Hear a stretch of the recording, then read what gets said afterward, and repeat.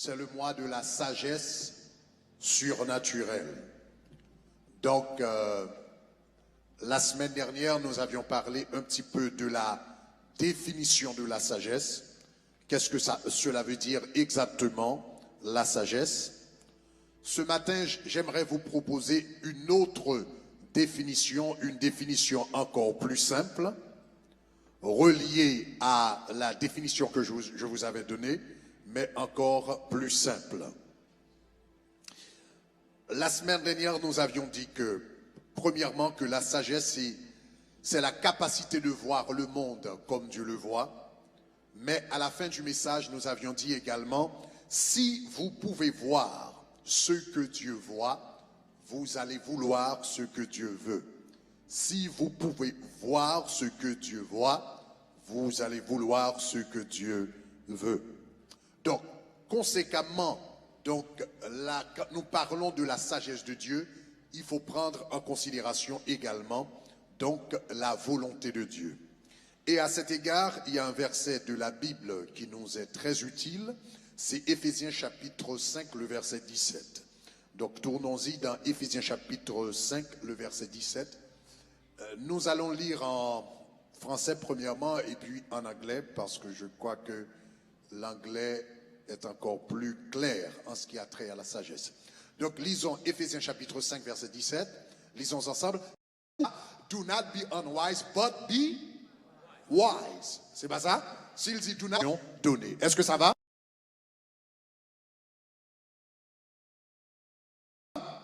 Maintenant, j'ai bien dit dans une situation donnée parce que la semaine prochaine, je vais vous montrer dans les Saintes Écritures que la sagesse n'est pas quelque chose de statique, mais la sagesse est dynamique. En d'autres termes, on ne reçoit pas la sagesse une fois pour toutes, on continue à recevoir la sagesse chaque jour de la vie. Donc, pas de monde qui recevra la sagesse une fois et pour tout gagner le net. Non, non, non, non. Dans chaque situation, vous allez évoquer Dieu et il va vous donner les directives nécessaires qui manifesteront sa sagesse dans cette situation précise. Est-ce que ça va?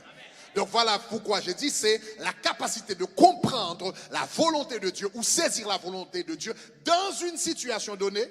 Donc pour l'autre situation, vous allez devoir chercher la face de Dieu comme vous l'avez fait pour la première. Est-ce que ça va? Donc nous allons travailler avec cette définition opérationnelle. La sagesse de Dieu, c'est la capacité, n'est-ce pas, de discerner, de comprendre la volonté de Dieu dans une situation donnée. Maintenant, ce matin, puisque nous parlons de la sagesse surnaturelle, que le prophète Ésaïe appelle l'esprit de sagesse, l'onction de sagesse, parce que nous sommes encore dans Ésaïe chapitre 11. Donc nous avons dans Ésaïe chapitre 11, les versets 1er et 2, n'est-ce pas? Donc si vous pouvez mettre ce verset, Isaiah 11, verses 1 and 2. Donc nous sommes encore dans Ésaïe chapitre 11. Nous avions parlé de la crainte de Dieu. Maintenant nous sommes en train de parler de la sagesse de Dieu. Mais dans Ésaïe chapitre 11, les versets 1er et 2, la Bible dit, puis un rameau sortira du tronc d'Isaïe, et il dit, un rejeton naîtra de ses racines. Et dans le verset 2, il dit, et l'esprit de l'Éternel reposera sur lui, n'est-ce pas? L'esprit de sagesse et d'intelligence, esprit de conseil et de force, esprit de connaissance et de crainte de l'Éternel. Donc nous avions parlé de la crainte de l'Éternel, mais maintenant, puisque la crainte de l'Éternel, c'est le commencement de la sagesse, maintenant nous sommes en train de parler de la sagesse de Dieu, ou que la Bible appelle ici l'esprit de sagesse. L'esprit de sagesse, c'est ce qui nous communique cette sagesse surnaturelle qui est le thème de ce mois. Est-ce que ça va? Maintenant, je voudrais vous proposer 7 choses que vous pouvez faire pour que l'esprit de sagesse puisse couler dans votre vie. 7 choses que vous pouvez faire pour que l'esprit de sagesse soit une réalité dans votre vie, pour que la sagesse surnaturelle de Dieu se manifeste.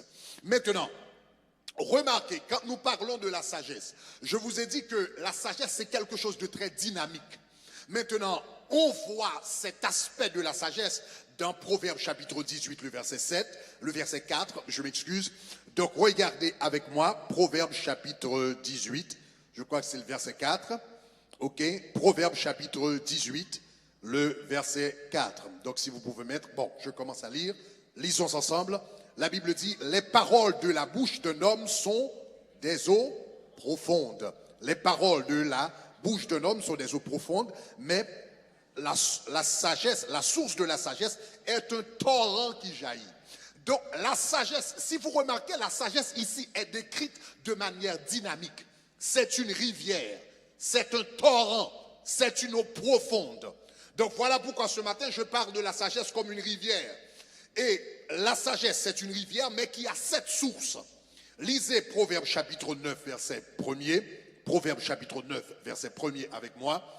Donc dans Proverbe chapitre 9 verset 1er, l'auteur, lisons ensemble, la Bible dit, la sagesse a bâti sa maison et elle a taillé les 7 colonnes.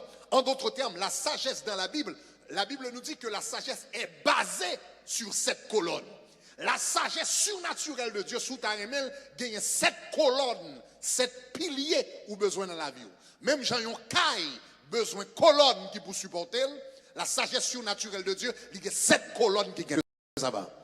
Est-ce que ça va? Combien de monde qui t'a aimé contre 7 colonnes ça yo? Donc la Bible dit comme ça que la sagesse de Dieu a 7 colonnes, 7 piliers. Mais étant donné que nous parlons aujourd'hui de la sagesse comme une rivière, au lieu de parler de 7 colonnes, nous allons parler de 7 sources. Mais en réalité, c'est la même chose. Donc les 7 colonnes, donc je vais vous donner 4 colonnes ce matin. Et je vous donnerai 3 autres colonnes la semaine prochaine si Dieu le veut. Donc, tout le monde qui est prêt pour prendre les 7 colonnes de la sagesse, ou qui doit préparer rapidement, on commence. Premièrement, la première source, colonne, ou bien la première source de la sagesse, puisque nous parlons de sagesse comme une rivière, la première source de la sagesse, c'est la passion. Disons passion. Disons passion. Disons passion. Pour avoir de la sagesse, il faut avoir une passion pour recevoir la sagesse. La sagesse commence tout d'abord par une passion, par un désir ardent. Le mot passion en français vient du mot latin passio, qui signifie souffrir. Passion signifie souffrir. Quand on parle de la semaine de la passion de Christ, la semaine de la passion, c'est la semaine de la souffrance de Christ. Mel Gibson a fait un film qui s'appelle The Passion of Christ, qui représente les souffrances de Jésus-Christ à Gethsémani et à la croix. Le mot passion signifie souffrir. Quand tu es passionné de quelque chose, c'est quand tu veux l'avoir tellement que si tu ne le reçois pas, ce serait douloureux pour toi. Lorsque tu as passion pour un bagage, si tu n'as pas gagné, il faut mal. Donc, pour arriver à la sagesse dans la vie, il faut qu'on passion pour la sagesse. Faut que si vous pas gagné les nuits, si vous pas gagné ou inconfortable, vous sentez mal à l'aise. Donc la passion, c'est un désir ardent. La passion, c'est un désir, j'oserais même dire, douloureux. Ou pas qu'à dormir en nuit, ou voulez gagner. Donc la première chose, c'est la passion. Chers amis, je voudrais vous dire que dans la Bible, dans notre relation avec Dieu, tout ce qu'on reçoit dans la Bible, on le reçoit à travers la passion. Tous les hommes de la Bible et les femmes de la Bible qui ont reçu des choses miraculeuses de la part de Dieu ont manifesté la passion. La femme de perte de sang avait de la passion pour sa guérison. Elle disait en elle-même, si seulement je pouvais toucher le bord de son vêtement, je serais guéri. Malgré qu'on n'aime pas supposé toucher, le garçon a dit, mettez comme de côté, mais elle avait une passion pour recevoir sa guérison. Et du moment qu'elle a touché le bord du vêtement de Jésus-Christ, elle a reçu sa guérison parce qu'elle avait la passion. Bartimée avait de la passion. Quand il commençait à crier, Jésus, fils de David, aie pitié de moi, les gens commençaient à lui dire de se taire. Mais la Bible dit, puisqu'il avait de la passion, il cria encore plus fort, Jésus, fils de David, aie pitié de moi. Ceci s'appelle passion. Disons passion. Et puisqu'il était passionné, il a reçu sa guérison, il a reçu sa grâce. La femme syrophénicienne était passionnée. Elle avait une fille qui était malade. Elle est venue à Jésus-Christ et le Seigneur lui a dit, je ne donne pas les choses saintes aux chiens. Donc cette femme avait été traitée de chien. Mais malgré Jésus, elle est le chien. Il dit, même si chien, je ne vais pas prêter là. Ceci s'appelle passion. Disons passion. Jacob avait de la passion quand il a rencontré l'ange. L'ange est venu lui parler. L'ange est venu le saluer. Mais le mari gouma avec l'ange, il dit, je ne te laisserai pas partir que tu ne m'aies béni. Et puis il fait toute une nuit à goumé avec elle. Disons passion. La sagesse commence avec la passion. Pour qu'il y ait sagesse dans la vie, il faut qu'il y ait passion. Pour qu'on ait volonté, mon Dieu, il faut qu'il y ait passion. Pour mon Dieu partager quel aval, il faut qu'on ait passion pour ça. Est-ce que ça va, chers amis? Remarquez ce verset dans la Bible, Proverbes, le livre des Proverbes, chapitre 2. Lisons Proverbes, chapitre 2, les versets 2 à 3. Vous allez remarquer la passion dans ce texte. Ok?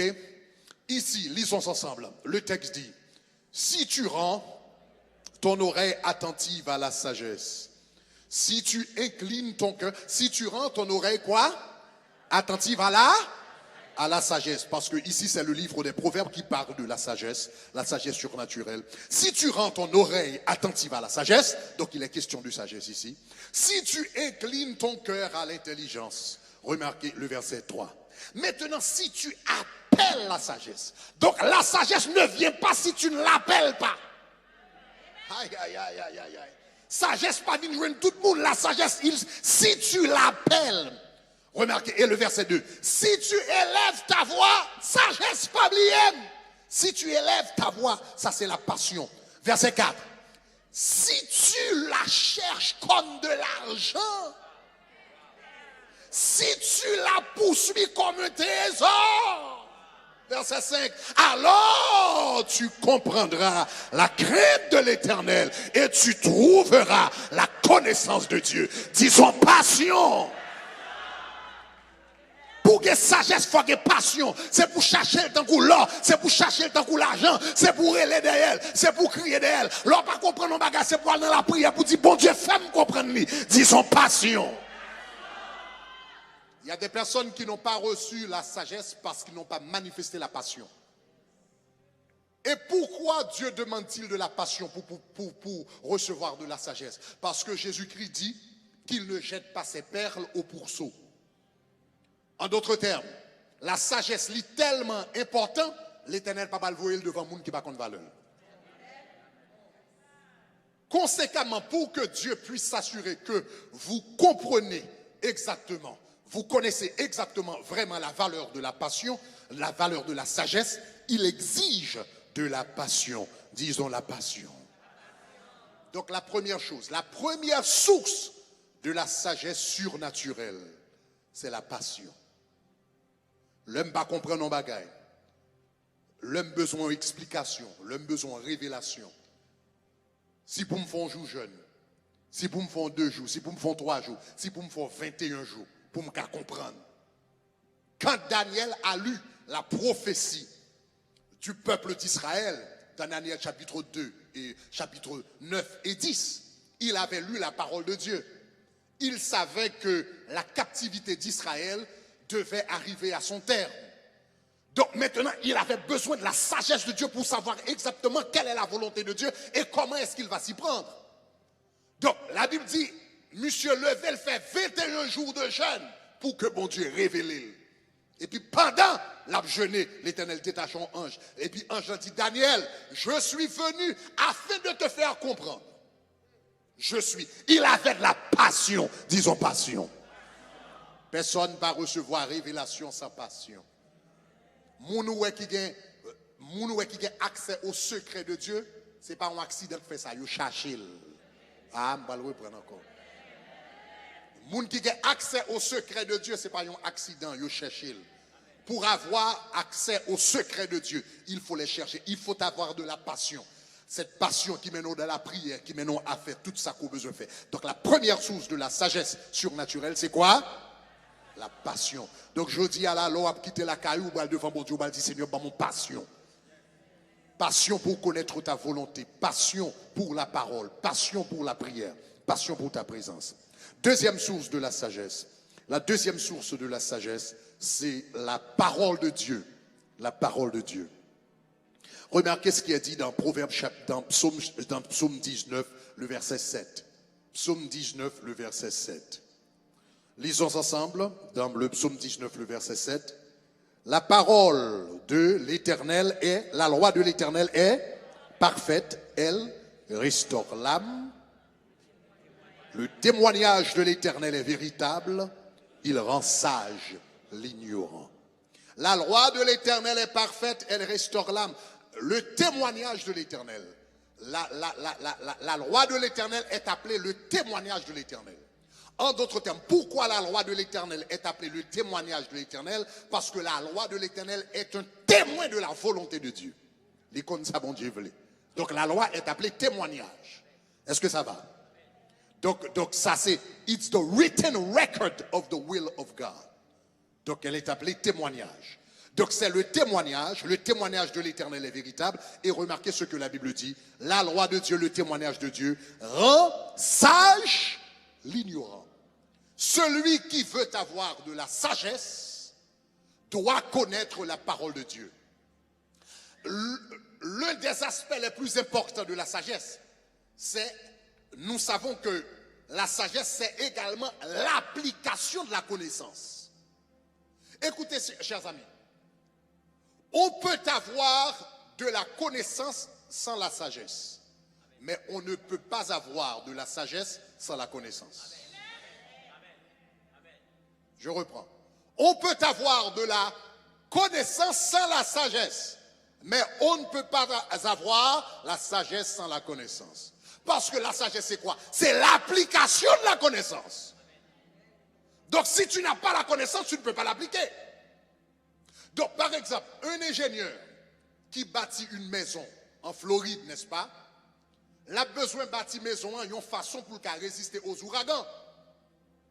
Mais pour un ingénieur, maintenant, prendre un ingénieur qui bâtit une maison ici, et puis qui bâtit une façon pour résister aux ouragans, c'est une décision sage. Est-ce qu'on va dire ça? Ça veut dire qu'il prévoit mauvaises circonstances qui viennent. Mais pour qu'il puisse bâtir la maison d'une façon à pouvoir résister aux ouragans, il faut lui qu'il sache les théories scientifiques des ouragans. Il faut aller à l'école pour qu'on le vent frappe avec telle force, qui ça le produit, qui type de caille, qui bois qui résiste, qui ça cacampel, qui fait cacampel, qui va aller faire le besoin. Il a besoin des théories, de la connaissance en ingénierie pour pouvoir prendre une décision sage. Donc, on peut avoir la connaissance sans la sagesse, mais on ne peut pas avoir la sagesse sans la connaissance, puisque la sagesse, c'est l'application de la connaissance. Est-ce que ça va, chers amis? D'où la nécessité de connaître la parole de Dieu. Parce que c'est la parole de Dieu qui te donne la connaissance. Et quand tu appliques la connaissance que tu as reçue dans la parole de Dieu dans ta vie, ce que tu as lu dans la parole de Dieu, quand tu l'appliques dans ta vie, ça devient sagesse. Mais on ne peut pas avoir la sagesse sans la connaissance. Donc voilà pourquoi une autre source de la sagesse surnaturelle, c'est la parole de Dieu. Nous connaissons que la parole de Dieu lui adresse tous les aspects de la vie. Il n'y a pas un aspect, il n'y a aucun aspect de la vie de l'homme qui soit exempt de la parole de Dieu, de la connaissance de Dieu, de la sagesse de Dieu. Et il n'y a aucun aspect de la vie de l'homme qui n'est pas adressé dans les Saintes Écritures. S'il n'y a pas un verset spécifique qui adresse cette situation-là, il y a des principes donc, qui vont s'y rapporter. Et lorsqu'on met des principes sur l'application, on va avoir des résultats. Mais il y a des versets dans la Bible qui parlent des finances. Il y a des versets dans la Bible qui parlent des enfants. Il y a des versets dans la Bible qui parlent de la vie spirituelle. Il y a des versets dans la Bible qui parlent du sexe. Il y a des versets dans la Bible qui parlent de comment recevoir une promotion. Donc, tous les aspects dans la vie. Il y a des versets bibliques qui couvrent tous les aspects de la vie de l'homme. Conséquemment, quand j'ai à prendre une décision, ce que je fais, je dois aller dans les Saintes Écritures, consulter les Saintes Écritures, voir s'il y a des principes bibliques qui s'appliquent à ma décision. S'il n'y en a pas, est-ce qu'il y a au moins s'il n'y a pas des versets bibliques de manière spécifique, est-ce qu'il y a des principes dans la Bible? Des principes que je suis capable de mettre en application. Est-ce que ça va, chers amis? Des principes que je suis capable de mettre en application. Donc, et puis, je suis capable de faire une décision qui sage. Donc, est-ce que ça va, chers amis? Vous savez, on prend par exemple, quand je veux dire des principes, par exemple, disons, je suis chrétien, n'est-ce pas? Je suis chrétien, ma peine converti et puis je un problème fumer. Et puis je besoin connaître qui décision pour me faire par rapport à fumer. Mais pas aucun verset dans la Bible qui dit pas fumer. Mot fumer n'a pas existé, cigarette n'a pas existé dans la Bible. Principalement, et raison, c'est parce que dans le temps, ça n'a pas existé. Donc, pas un verset dans la Bible qui dit pas fumer. Mais comment on m'a fait faire une décision pour qu'on n'aime pas fumer? Mais par contre, il n'y a pas un verset, mais il y a un principe dans la Bible qui dit votre corps est le temple du Saint-Esprit et au pas doit détruire le temple du Saint-Esprit. Donc, soudainement, il n'y a pas de verset dans la Bible qui parle spécifiquement de fumer. Même qu'on est que la m'a fumé, on m'a détruit le temple du Saint-Esprit et la Bible dit pas détruire. Cela veut dire qu'on application, qu'on principe biblique m'a tombé sous lui, capable de ces situations ça. Est-ce que ça va? Donc pas de situation aller dans la Bible quand on pas jouer un verset biblique, sous pas jouer un verset biblique, au moins on va jouer un principe biblique qui a dit mais qui ça pour faire, mais qui ça pour pas faire. Disons la parole de Dieu. Donc celui qui veut avoir la sagesse surnaturelle apprend à étudier la parole de Dieu. Étudier la parole de Dieu. Je fais ça une habitude personnelle. L'homme gagne des décisions très très importantes à prendre. Quand j'ai des décisions très très importantes à prendre, dans ma vie, dans ma carrière, dans le ministère, je prends le temps pour voir ce que la Bible a à dire à ce sujet. L'église a besoin mettez un ministère de nettoyage, cleaning ministry. Vous connaissez qui ça me fait? M'aller dans la Bible pour moi tout ça la Bible qui est pour dire par rapport à la propreté. Et me saisis quand j'ai commencé à lire la Bible par rapport à la propreté, pour moi tout ça la Bible qui est pour dire par rapport à la propreté.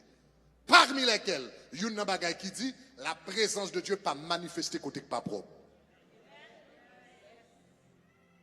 Dans l'Ancien Testament, quand l'armée d'Israël partait en guerre, il y avait des soldats qui étaient dédiés à maintenir la propreté du camp. Même le yotabral dans la guerre, la Bible dit comme ça, si un soldat a dans la toilette, c'est pour te l'autre soldat qui là, qui pour prendre la toilette là, qui pour le mettre long tout, qui couvre, et puis la Bible dit, parce que l'Éternel a ouais saleté, et puis il pas descendre pour perdre la guerre. Donc soudainement, on se rend compte que la propreté, c'est quelque chose de spirituel. Bon Dieu pas manifesté côté que ça. Donc soudainement, maintenant, on va pas approcher la propreté, mais soudainement, on va pas approcher la propreté avec une sagesse divine. Ou pas approcher la propreté, j'ai tout qu'on approche. Disons la parole de Dieu. Donc une autre source de la sagesse surnaturelle, c'est la parole de Dieu. Troisième source de la sagesse surnaturelle. La troisième source de la sagesse surnaturelle, nous la trouvons dans Jacques chapitre 1er, les versets 5 et 6. Jacques chapitre 1er, versets 1er et 6, donc nous offre une troisième source de la sagesse. Lisons ensemble les versets 5 et 6. Si quelqu'un d'entre vous, lisons ensemble, manque de sagesse. Donc nous sommes encore dans le registre de la sagesse. Si quelqu'un d'entre vous manque de sagesse, la prière, la sagesse de Dieu vient de la prière. Pourquoi la prière est-elle si importante? C'est parce que souvent la parole de Dieu nous donne des principes généraux pour adresser les différents aspects de notre vie. Mais imaginez-vous un instant, si Dieu voulait mettre dans la Bible des versets bibliques qui parlent de tout, qui parlent de qui ça pour manger, est-ce que mon gars fume, est-ce que mon gars, etc., nettoyer, comment pour me lever petit moi. Si l'Éternel te doit mettre des détails spécifiques par rapport à tout cela, pas de monde qui tape capot ton Bible.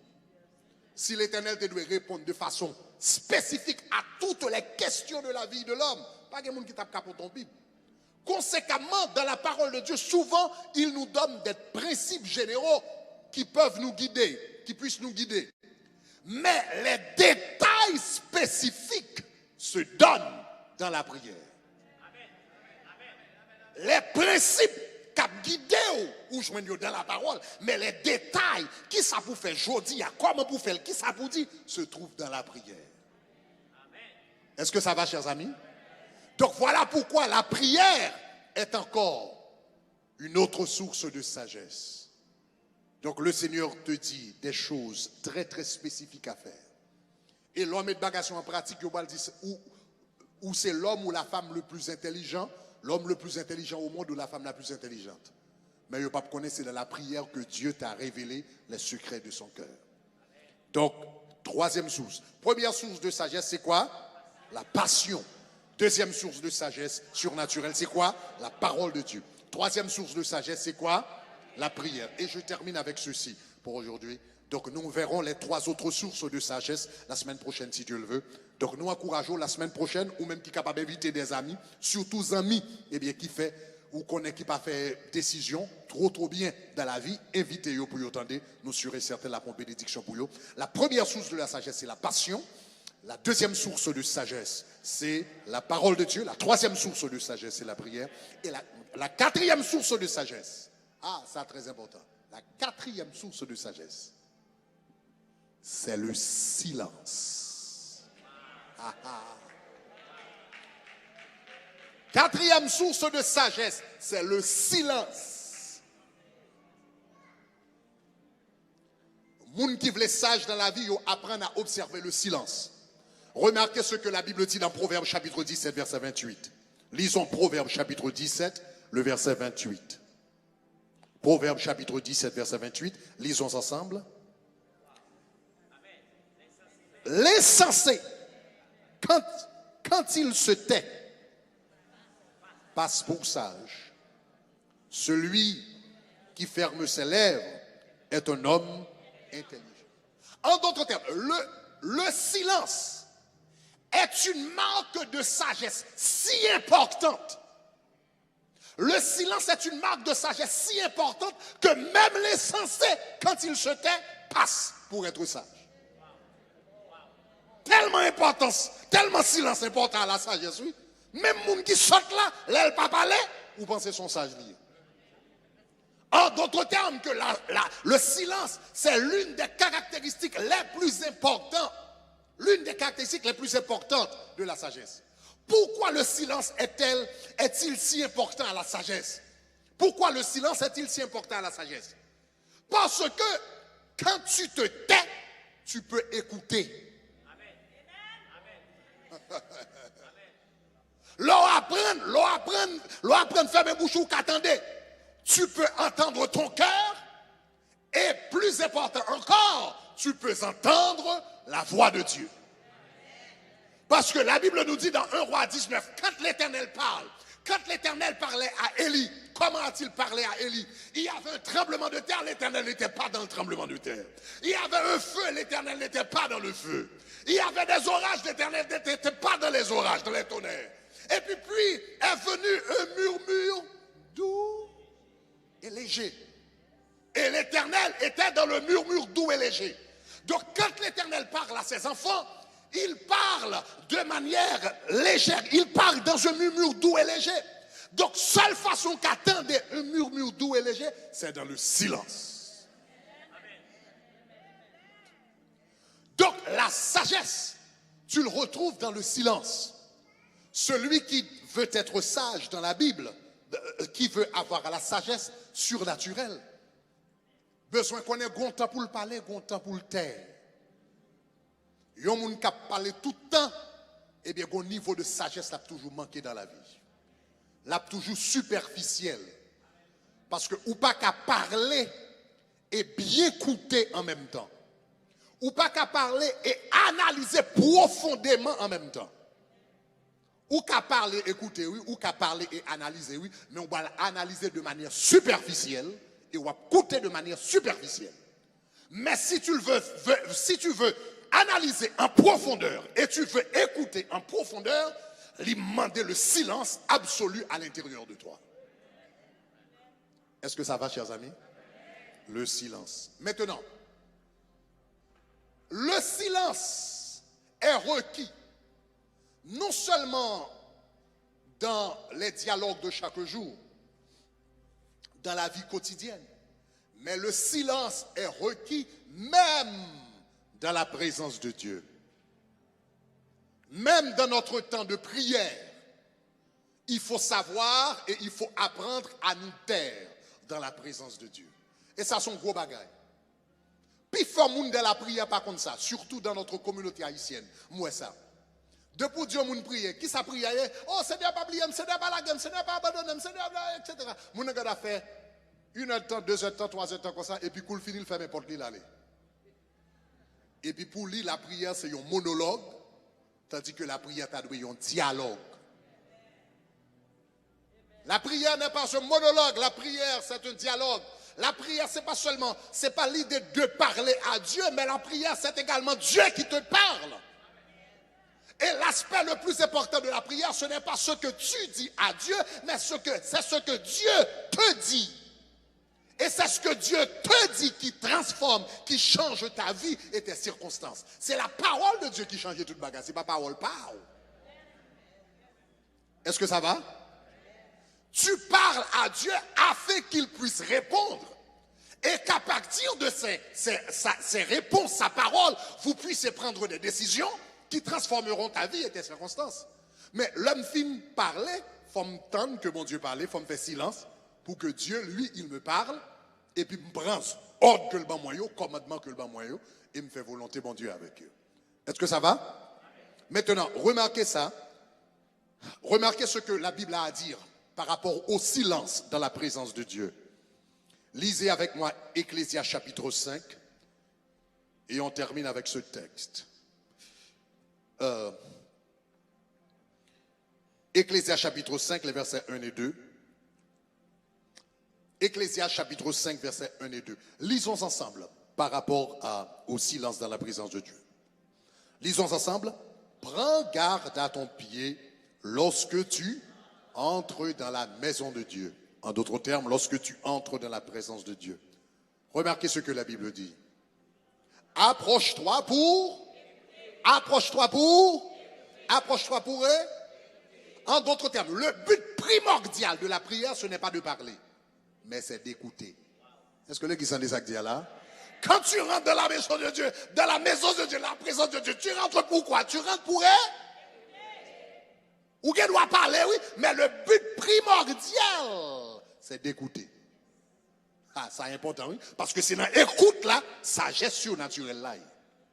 Il dit, approche-toi pour écouter, plutôt que pour offrir le sacrifice des insensés. En d'autres termes, quand tu es dans la présence de Dieu et que tu parles sans réfléchir, la Bible appelle cela le sacrifice des insensés. Et on va le montrer ça tout à l'heure dans la vie de Jephthé. Nous allons le voir. Donc, la Bible, elle est parlée, son pas écouté dans la présence de Dieu, sacrifice des insensés. Plutôt que pour offrir le sacrifice des insensés, lisons, car ils ne savent pas qu'ils font le mal. Gebagako ou dit même dans la présence de Dieu, ou fait du tort à tête tout, et avec l'autre monde. Et plus tard, on va le montrer ça. Lisons, continuons.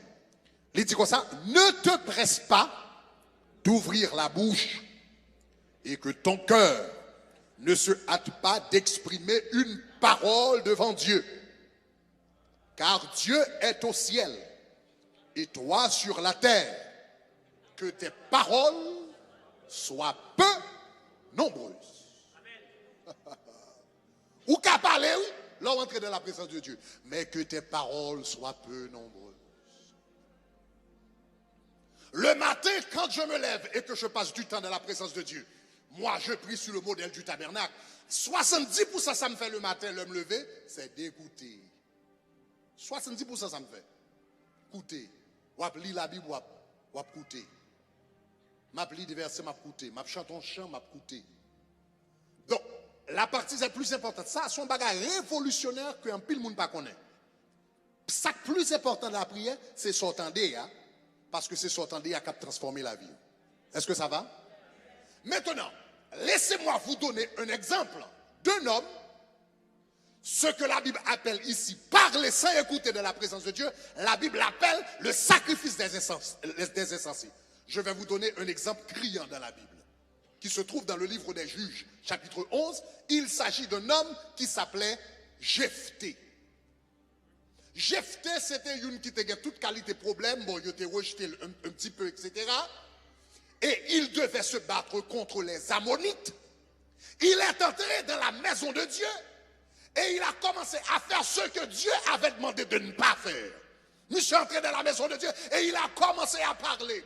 Oh Seigneur, s'il vous plaît, donne la victoire, s'il vous plaît, pas la game, Seigneur, pas abandonner, Seigneur, bonne force. Oh Seigneur, quel que soit son fait, gardez quel que soit son besoin, fais pour moi pour me garder la victoire. Sous la victoire, m'a bon n'importe sauver. Sous la victoire, m'a bon le ciel la terre. By the way, sous la victoire, premier bagage, me garde moi qui sorti n'importe ville là, le m'a tourné. Pour la première chose, the first thing, il dit whatever qui passe dans n'importe ville là, le m'a sorti, je te l'offrirai en holocauste comme sacrifice d'action de grâce. Ça, c'est ce que la Bible appelle le sacrifice des insensés.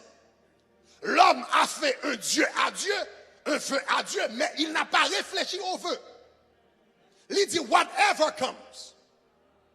Donc, dans sa pensée, il a peut-être pensé à un bœuf, à un bélier, à un cabri, mais il n'a pas pensé que ce serait peut-être une personne. Et certainement pas sa fille. Donc il dit n'importe ça qui vient en ma baoul. Ouais, ça, c'est un monde qui n'a pas réfléchi. N'importe ça qui passe.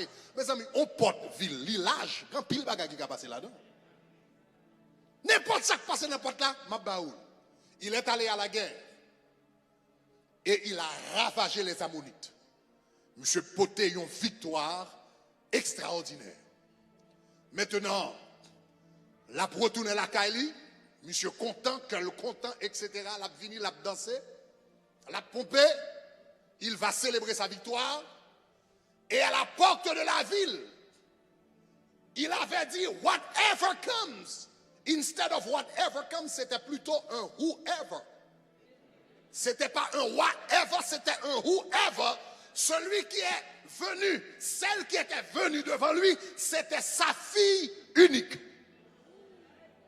Qui était vierge et qui n'avait pas d'enfant. Sacrifice des insensés. C'est ça la Bible dit dans Ecclésiaste 5 pas fait. Pas entrer dans la présence de bon Dieu. Comment ça dit, bon Dieu, fait ça, m'a fait ça, m'a fait ça, m'a fait ça. Ou pas comme ça, on dit. La Bible dit que tes paroles soient peu nombreuses. Pour qu'ils ne soient pas attendus l'Éternel plutôt. Au lieu de parler. Attendez, salve l'amour. Maintenant, c'était sa fille unique. Maintenant, remarquez cet homme, comment il était censé. Après avoir fait un vœu si insensé, maintenant qu'au retour de la guerre, il a trouvé que c'était sa fille qui a traversé la porte, sa fille unique. Maintenant, il se souvient de son vœu. Maintenant, vous pensez qu'un homme qui fait un vœu comme ça, il allait entrer dans la présence de Dieu pour dire Seigneur, j'ai fait un vœu insensé. J'ai fait un vœu irréfléchi. J'ai parlé sans considérer les conséquences de mes décisions.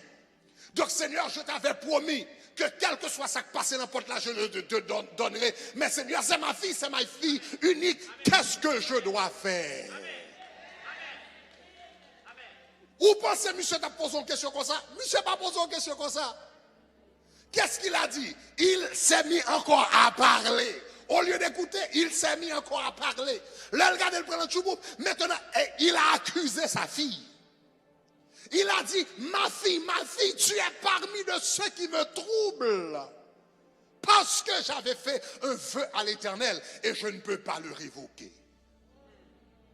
Tu es parmi de ceux qui me troublent. Ce qu'on y a, monsieur, bah, petite fille, pour tes responsabilités, veut être chargé le verre. Maintenant, après qu'elle rende compte que le commet une erreur, maintenant, au lieu d'entrer dans la prière et d'écouter, encore, il s'est remis à parler. Qu'on y a dit, il blâme petite là, il dit, petite là, tu es parmi de ceux qui me troublent, etc., etc., ou parmi de ceux qui troublent les mieux. Ok, à ma fille, tu me jettes dans l'abattement, tu es au nombre de ceux qui me troublent, j'ai fait un vœu à l'Éternel que je ne puis pas le révoquer. Maintenant, sa fille lui a dit, si tu as donné ta parole à l'Éternel et que tu ne peux pas la révoquer, alors fais ce que tu as promis. Mais seul bagaliment de papa lui dit, donne-moi 2 mois au moins pour pleurer ma virginité. Cela veut dire qu'elle allait mourir. Mais le pire, c'est qu'elle allait mourir sans laisser d'enfant. Il n'y aura personne qui portera sa mémoire sur la terre à cause d'un homme qui a parlé sans réfléchir. Petite là, fait 2 mois, il pleurait virginité. Et la Bible dit dans Juge chapitre 34, après petite là retourné, l'homme a fait ce qu'il avait promis. C'est-à-dire qu'il a sacrifié sa fille. Je connais des théologiens qui disent comme ça, bon, là, il dit sacrifier sa fille, ça veut dire qu'il était dans le temple pour le servir pour le reste de sa vie. C'est le problème qui gagne, je n'ai pas jamais définition ça comme holocauste dans la Bible. Quand tu dis holocauste dans la Bible, tu sacrifies l'animal. Cela veut dire l'homme, dans sa folie, a sacrifié sa fille. Mais, ça qui est pire, c'est que l'histoire n'a pas besoin de terminer comme ça si cet homme avait écouté. L'heure était venu dans la présence de Dieu s'il avait écouté. Parce que la réalité est que Jephthé a fait 2 erreurs tragiques. Attendez, oui, même après, les filles fait vœu, ah oui, puisque le pas de coûter, vœu, c'était une erreur, il fait 2 autres erreurs. En d'autres termes, il y a 3 erreurs qui fait monsieur Endop tuer petit lit. Premièrement, le fond vœu irréfléchi. Maintenant, quand il s'est rendu compte qu'il a fait un vœu irréfléchi, il devait entrer dans la présence de Dieu, aller dans la présence de Dieu pour demander, bon Dieu, qui ça pour me faire parce que nous sommes fait mauvais vœu? Qui ça le fait? Lianique, assumer que, mais qui ça pour me faire, pas qu'à révoquer, eh bien, il faut me sacrifier petit là. Monsieur fait 2 erreurs. Première erreur que le fait. Après avoir fait le vœu, monsieur supposait, il supposait que Dieu avait accepté le vœu. Première erreur, monsieur fait. Monsieur supposait que Dieu avait accepté le vœu. Mais la réalité, une offrande, un vœu, c'est une offrande. Dans le mot offrande, il y a le mot offrir. Quand tu offres quelque chose à quelqu'un, la personne peut l'accepter ou la rejeter. Donc l'homme a supposé que son offrande a été acceptée dès le départ, qui n'est pas le cas. Il y a quelquefois, bon Dieu accepte ton offrande, il y a quelquefois rejeté ton offrande. L'offrande de Caïn a été rejetée. Donc le fait qu'il a fait le vœu devant Dieu ne signifie pas que Dieu avait accepté le vœu. Mais s'il t'allait dans la présence de Dieu pour te demander pour Dieu, il t'a pris compte que le vœu n'a pas été accepté. Ça fait nous connaître le vœu n'a pas été accepté. Regardez Deutéronome chapitre 12, le verset 31 avec moi. Deutéronome chapitre 12, le verset 31. Deutéronome chapitre 12, le verset 31. Lisons ensemble. Ici, l'Éternel parle des pratiques païennes. Lisons ensemble. La Bible dit, tu n'agiras pas ainsi à l'égard de l'Éternel ton Dieu, car elles servaient leur Dieu. On cabrite, yon poule, yon bœuf dans la présence de Dieu, c'est ça bon Dieu remet. Or, l'Éternel, c'est pas une sacrifice qui est intéressé, ni bête, ni poule, ni chien, ni chat. Allez voir pour moun, c'est pas une bagage qui est intéressé. Il dit, oh Dieu, regardez qui ça, il dit dans le psaume 51, qui sacrifice que l'Éternel remet. Il dit, les sacrifices qui sont agréables à Dieu, c'est un esprit brisé. Oh Dieu, tu ne dédaignes pas un cœur brisé et contrit. Qu'est-ce que Dieu veut? C'est pas poule, ni cabri, ni bœuf. Ce qu'il attendrait de Jephthé après la victoire, c'est pour Jephthé ta vie dans la présence avec un cœur brisé, avec un cœur contrit. Pour t'a dit, qui est-ce moyen pour utiliser? Qui est-ce moyen pour la victoire? Qui est-ce pour mes sacrifices l'éternel t'attendait? Mais il pas connaît ça fait ça parce que le partant. Il va connaître. Levez mon dit Seigneur et de me tendre. Parce qu'il n'a pas écouté, il n'a pas connu qui ça un vrai sacrificier. Il n'a pas su qu'un vrai sacrifice devant Dieu, c'était un cœur brisé. Parce qu'il n'avait pas écouté. Puisqu'il n'avait pas écouté, il a fait un vœu insensé qui a été rejeté dès le départ. Et puisqu'il n'a pas écouté, il ne le savait pas.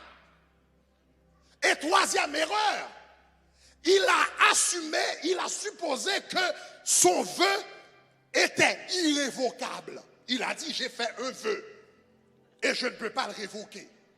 Mais dans la Bible, s'il avait demandé à Dieu, Seigneur, j'ai fait une erreur. J'ai promis ma fille par erreur. Qu'est-ce que je dois faire?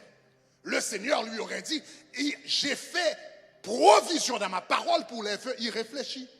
Mais puisque le pas attendait, il se supposait que le vœu était irrévocable. Mais le vœu n'était pas irrévocable. Comment on fait qu'on ait ça? Regardez qui ça la Bible dit dans le livre des Nombres, n'est-ce pas? Nombre 30, les versets 6 à 9. Ici, il s'agit quand une femme mariée, par exemple, faisait un vœu à l'Éternel qui était irréfléchi, l'Éternel avait fait provision dans les Saintes Écritures pour que ce vœu puisse être révoqué. Donc, lisons de la Bible. Lorsqu'elle sera mariée, lisons ensemble, lorsqu'elle sera mariée, après avoir fait des vœux, ou s'être liée par une parole échappée de ses lèvres, cela veut dire une parole sans pensée, une parole échappée sur ses lèvres, et que son mari en aura connaissance, s'il garde le silence envers elle, le jour où il en a connaissance, ses vœux seront valables. Et les engagements par lesquels elle sera liée seront valables. Mais, on nous dit mais, si son mari désapprouve le vœu le jour où il en a connaissance, il annulera le vœu qu'elle a fait par la parole échappée de ses lèvres, par laquelle elle s'est liée et qui s'est passé. Le mari a annulé le vœu et l'Éternel lui pardonne. Donc cela veut dire, tous les vœux de l'Ancien Testament, tous les vœux dans la Bible n'étaient pas irrévocables. Un vœu à l'Éternel, fait à l'Éternel, sans penser de manière irréfléchie, était révocable. Qui principe que nous jouons là? Le principe ici, si le mari, qui n'était pas une figure spirituelle, pouvait révoquer le vœu de sa femme, parce qu'il était l'autorité immédiate sur cette femme, tout ce que Jephthé aurait dû faire, c'est aller retrouver l'autorité spirituelle qui était au-dessus de lui et dire à l'autorité spirituelle, j'ai commis un vœu, j'ai fait un vœu irréfléchi. Dans ce cas, ce serait le prêtre ou le sacrificateur. Monsieur Tabal contre sacrificateur, il t'a dit sacrificateur, me font bagarre sans pas réfléchir. Étant donné, moi-même, pour une femme, moi c'est autorité spirituelle, ou même moi c'est autorité spirituelle, même j'aime qu'à cancel, veut madame, moi s'il fait de manière irréfléchie, soit pour mettre petit moi là, cancel veut ça pour moi. La Bible dit l'Éternel tape cancel, et puis il t'a pardonné, monsieur. Mais il parle comme ça, parce qu'elle parle.